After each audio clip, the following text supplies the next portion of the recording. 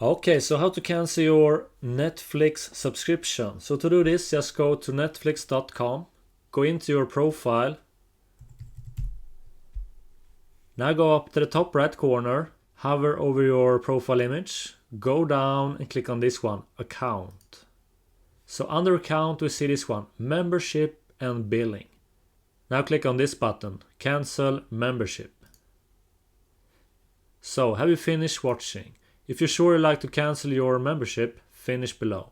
So we can see that we have my subscription until the 12th of December 2020.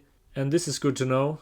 You can come back at any time. If you restart within 10 months, your profile, favorites, viewing preferences and account details will still be waiting for you. Alright? So to cancel your Netflix subscription, just click on Finish Cancellation. And you may need to add your Netflix password to be able to cancel your Netflix subscription. Okay everyone, so let me know in the comments below if this worked for you. Okay everyone, so I hope this video solved your problem. Don't miss out on my latest video right here. Just click on this image. So I hope you have an awesome day.